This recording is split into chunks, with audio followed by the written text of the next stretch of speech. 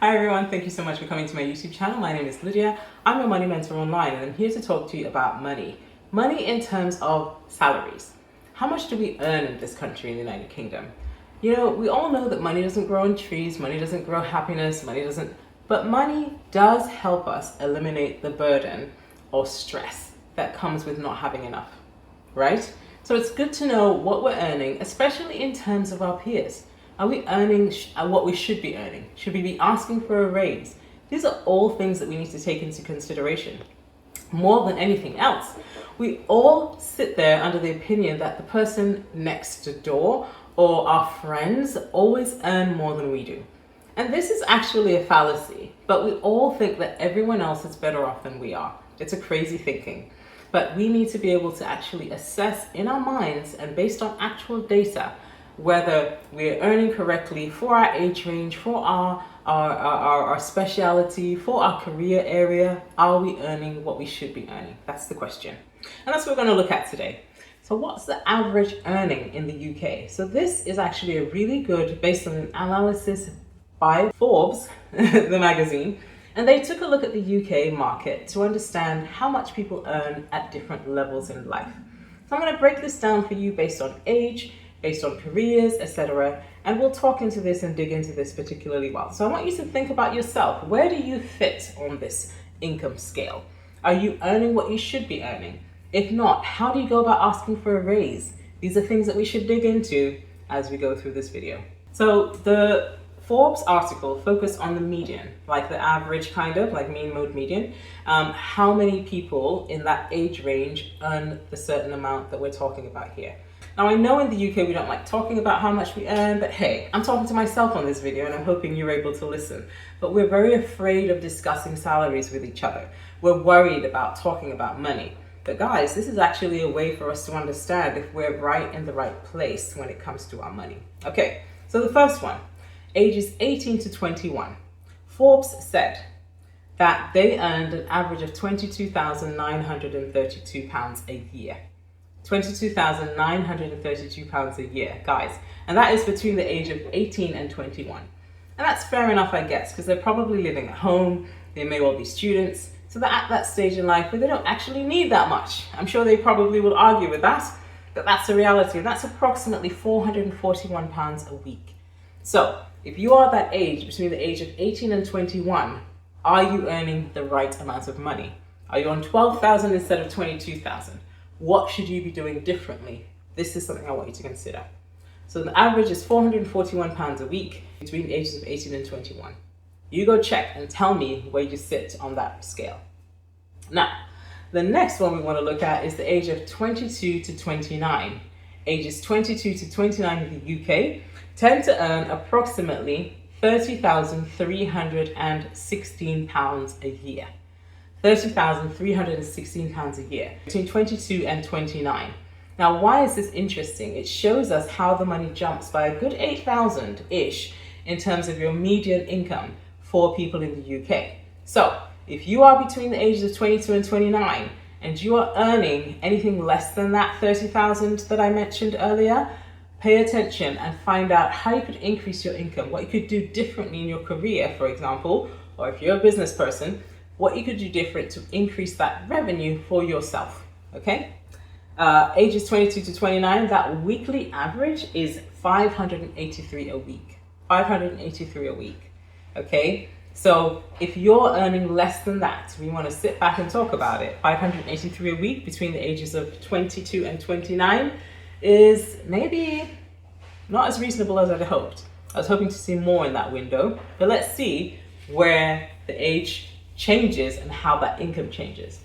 So the next one I saw was the age of 30 to 39, and the average income here pretty much shoots up again to £37,544. £37,544. So if you're between the age of 30 and 39, you're close to the peak of your earning here at this point. This is an opportunity to make sure that you catapult yourself. And I find that people tend to take, postgraduate degrees between the age of 30 and 39. This can help them grow their income if you're an employee. So bear that in mind. That works out at about £722 a week. Okay, £722 a week. And this is an area where people tend to have some frustration. Why? Because home ownership is almost impossible at this stage. You're earning $37,000 a year, but you can't save enough to put down a down payment on your home. And this is what our millennials really struggle with at this day and age. How is it we can't buy houses when we're earning close to the peak of our income? It's a challenge, right? The other thing that we find is that the pay gap between men and women widens significantly in the 30s. Why is that? Because women tend to be having babies. They would have had those babies in the younger years and they want to be able to spend time with their children. That results in the fact that they may tend to work part-time, which then expands that time gap, that pay gap between men and women in their 30s. I know for sure that I had my last baby in my 30s, and it was difficult because I knew that I had to take a pay cut during that time where I wasn't working when I wanted to be able to spend time with my son. So that is a reality that we face, especially as women. But when we come back to the market after we've had our children, we should be able to push for a higher salary. It doesn't always happen, but I wanted to kind of highlight that in the 30s is the time when we lose out to men. All right, so the last one is between the 40 and 49. This is typically the peak of earning, between 40 and 49. So it's really important actually to realize that we only earn about 40,000 between 40 and 49. So we need to pay attention to this. What do we do in the beginning? We need to be able to save. Save and invest in your pension. Get ready, because when you hit that peak of 39 to 40 age, you make about 40,000. After that, my friends, it tends to go downhill. So we need to be saving at least from our 20s up to our 40s to ensure that we have something set aside towards our retirement. Okay, so again, 40 to 49, we're looking at £40,000 a year is the average. The peak is right at this age, and also the midlife crisis tends to begin. Here is when we see guys tend to go buy those Harley Davidsons and those, Mercedes and BMWs, because that is the reality. You want to enjoy the money and you think you're earning well. But remember, you also need to be saving, because what comes next is very different. Okay, £770 a week is what you tend to be earning. Try not to put all of that in debt, my friends. Make sure that you actually have your money set aside. Okay, after that, you're on to between 50 and 59. What do people tend to earn then? It actually goes down. The average goes from 40,000 to about £37,804. So that's a drop that we need to remember between 50 and 59. Why does that happen? There's several reasons. Okay, so we actually go from 770 a week to about 720 a week. But back to the 30-year-olds, how much the 30-year-olds are earning when we hit 50.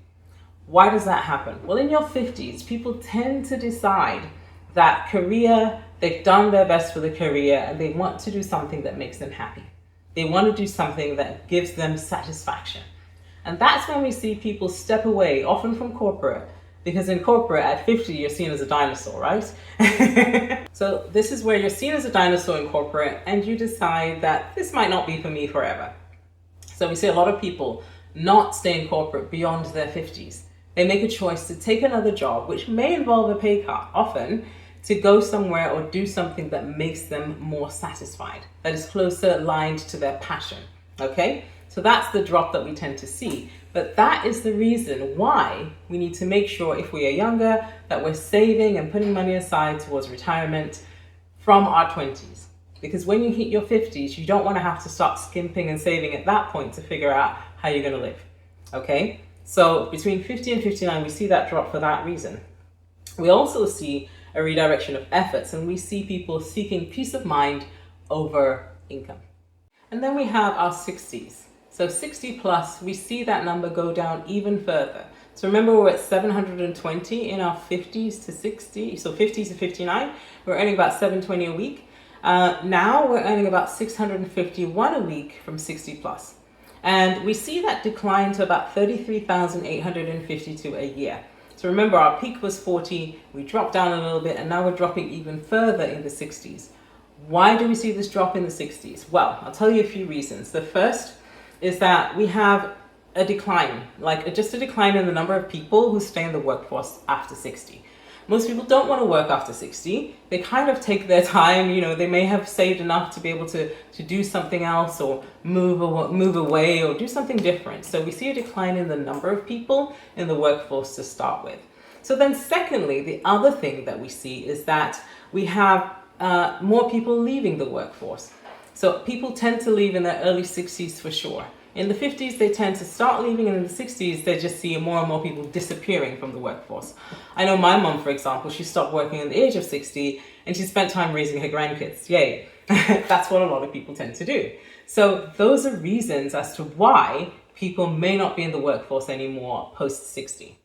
Now, aside from that, you see that some people may say, okay, I can probably survive on my pension, but I also need to work part-time.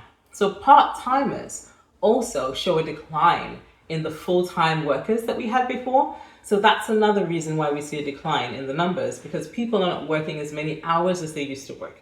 They try to do something where they may be barista firing, right? Barista fire, we talked about in another video, I'll put that right here, where we talk about FIRE, that's financial independence, retire early. So you might do something you love. So you love making coffee, I do.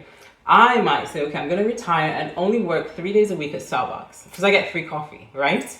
That might be a reason. So you might be doing something where you're working part-time, doing something that you love, as opposed to working in your career. Last but not least, we also see the biggest reason in the decline in the workforce is ill health.